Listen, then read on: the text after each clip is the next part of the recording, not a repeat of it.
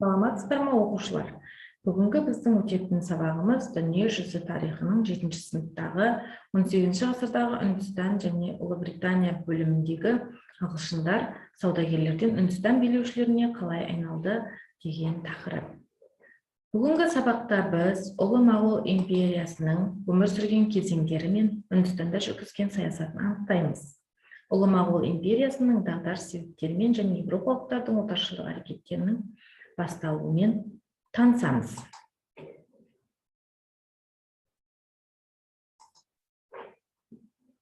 Бүгінгі сабақты бастамас бұрын біз бірінші мына бейнелерге назар аударайық. Бірінші суретте әлемнің 7 кереметінің бірі Таж-Махал кесенесі берілген. Бұл кесене Шах-Жаханның сүйікті жары Мұмтаз бегімге арнап салдырған.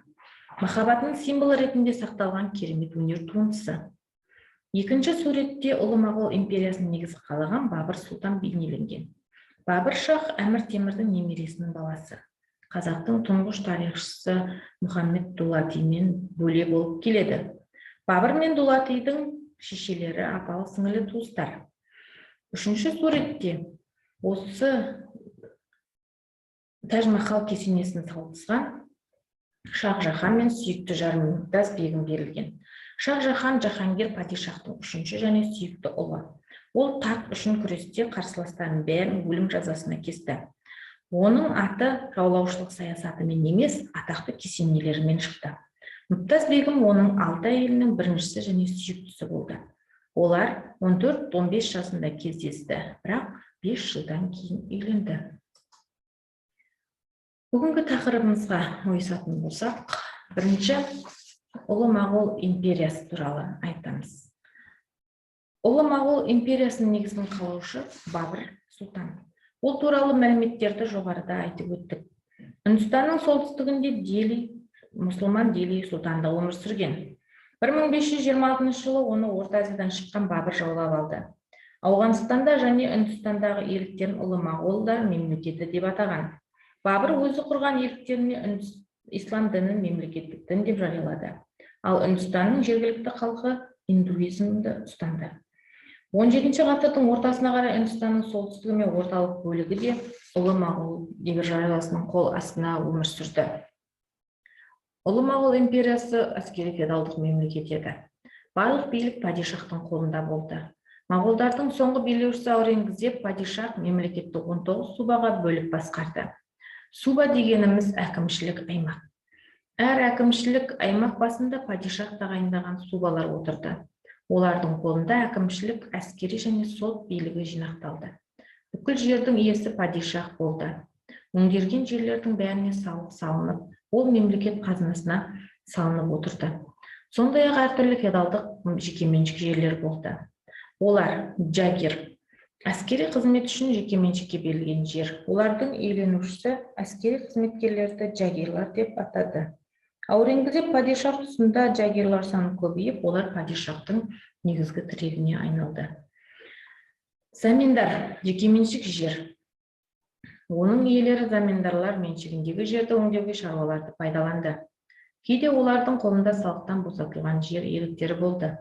Заминдарлардың шыққан тегі көбінесе үнді ақсақалдары болса, ал джагирлар негізі мұсылмандар болды.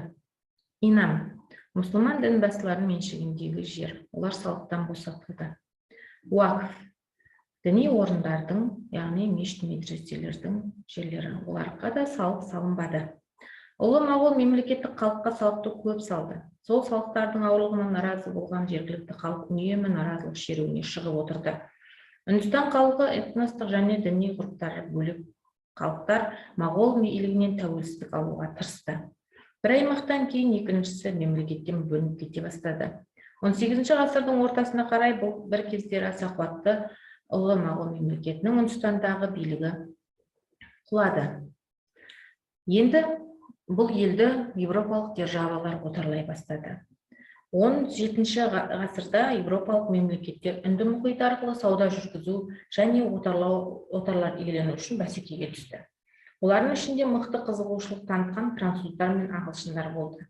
Осы мақсатта осы екі елдің арасында 1756-1763 жылдар аралығында 7 жылдық соғыс болды. Соғыс нәтижесінде ағылшындар жеңіске жетіп, Ост-Үнді компаниясы Үндістанды отарлауды қолға алды. Елдің саяси бытыраңқылығын пайдаланып, Ост-Үнді компаниясы 18 ғасырдың 70 жылдары Бенгалияны басып алды. Бұл аймақ Үндістанның ең дамыған бай аймағы еді. Бірінен соң бірі ірі иеліктерін басып ала берді. Ағылшындар Үндістанды отарлауда ұзақ уақыт соғыс жүргізуге мәжбүр болды. 1773 жылы Үндістанды билеу жөнінде заң қабылдап, заң бойынша Үндістанды басқарған генерал-губернатор қызметін тағайындады. Бұл қызметке үміткер Ост-Үнді компаниясымен бірге парламент ұсынатын болды. Үндістандағы ең алғашқы генерал-губернатор болып ағылшын Уоррен Хестингс тағайындалды. Жергілікті халыққа ауыр салықтар салынды. Өз жерлерінде жалдамалы жұмысшы болып күн көрді. Жергілікті халыққа қандай да бір қылмыс жасалса ағылшындар тарапынан, ағылшындар жазаға тартылмады. Ашынған халық көтеріліске шығып отырды. Көтерілісті ағылшындар аяусыз басып тастады. Үндістан ежелден өзінің тамаша қолөнері мен сәулет өнерімен даңқы шыққан Бомбей, Мадрас, Калкутта қалалары болды. Еуропалықтар Үндістан арқылы сауда керуендерімен, азық-түліктерімен Қытайға және Үндіқытайға сауда жасап барып, ол жақтан шығыстың тамаша қолөнер бұйымдарын, зергерлік заттарын, алтын, күміс, бағалы тастар алып қайтатын. Саудадан байыған үнді раджаларының қоймалары нағыз байлықтың көзі болды. Еуропалықтар үшін арзан шикізат көзі болып қалды Үндістан. Үнділерден әртүрлі маталар, қолөнер бұйымдарын сатып алып, оны Еуропаға апаратын. Ал Еуропадан әкелінген тауарлар Үндістанда сұраныста жоқ еді. Себебі сапасы төмен, бағасы арзан тауарлар үнділерге керек емес еді. Ағылшындардың тұсында халықтың жағдайы ауыр болды. Ауыр жұмыстарға тартылып, салықтар көптеп салынды. Мемлекеттік тіл ағылшын тілі мен хинди болды. Осы күнге дейін осы сақталып қалды. Үндістанда халықтың әлеуметтік немесе ұлттық тегінен бұрын оның касталық тегі басты орын алды. Каста үнді халқының арасында адамдардың кәсібі, құқығы мен міндеттері, мұраға беріліп отыратын адамдардың тұйықталған жабық топтары. Касталық жүйе жоғарыдан төменге дейін бөлінетін 4 сатыдан, яғни варнадан тұрды. Бірінші саты брахмандар, дін өкілдері. Екінші кшатри, оларға әскери адамдар, әкімдер, билік өкілдері жатты. Үшінші вайшилер, бұлар қауымның ерікті мүшелері.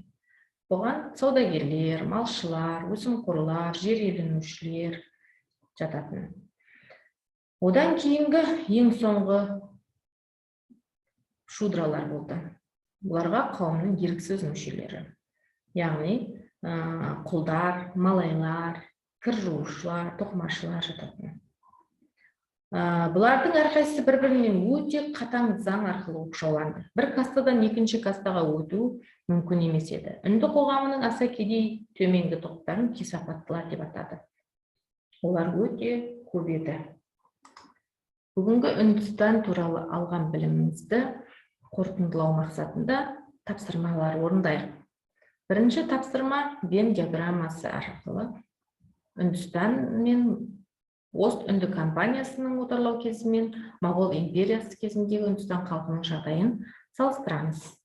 Бұл жердегі қойылатын дескриптор Моғол империясының құрамында халықтың жағдайын анықтаймыз. Ағылшын отарлары кезіндегі Үндістанда жағдайын анықтаймыз. Екі кезеңдегі халықтың ұқсастықтарын анықтаймыз. Ал орындайық тапсырманы.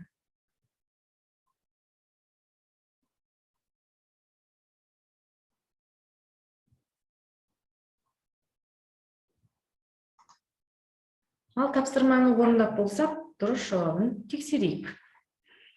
Қарапайым халықта жер болмады. Олар тек жалдамалы жұмысшы немесе құл болып жүрді. Ауыр салықтар салынды, касталық жүйеден шыға алмады.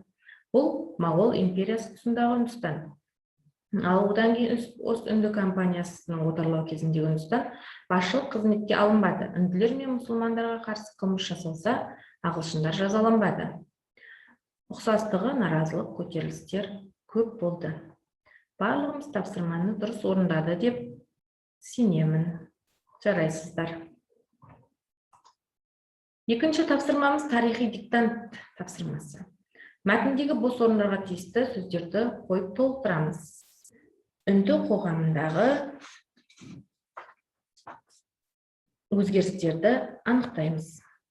Ал уақыт кетті, бастаймыз.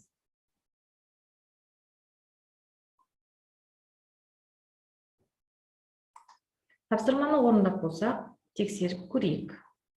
Үндістанның солтүстігінде мұсылман мемлекеті Дели сұлтандығы өмір сүрді. Аурангзеб падишах билігі тұсында мемлекет 19 субаға бөлінді. Инам мұсылман дінбасыларының меншігіне берілген жер. Үнді қоғамының аса кедей төменгі топтарын кесапаттылар деп атады. Франция мен Англия арасында 7 жылдық соғыс болды. Үндістандағы ең алғашқы генерал-губернатор болып ағылшын Уоррен Хестингс тағайындалды. Саудадан байыған үнді раджаларының қоймаларын нағыз байлықтың көзі болды. Барлығымыз дұрыс жауап берді деп сенемін. Енді сабақтың соңындағы кері байланысымызды алайық. ББ әдісі арқылы. Бүгінгі тақырып туралы не білесің? Бүгінгі тақырып туралы не білдің? Бүгінгі тақырып туралы не білгің келеді? Дәптерімізге кесте арқылы жазамыз. Жазып болсақ, үйге тапсырма алайық. 4-ші параграф Ұлы Моғол империясының дағдарысы және оның ыдырауы. 17-18 ғасырлардағы Үндістан тақырыбы. Ұлы Моғол империясының қандай себептерден ыдырауға ұшырады деген сұраққа жауап іздеп келеміз. Осымен сабағымыз аяқталды. Назар қойып тыңдағандарыңызға рахмет.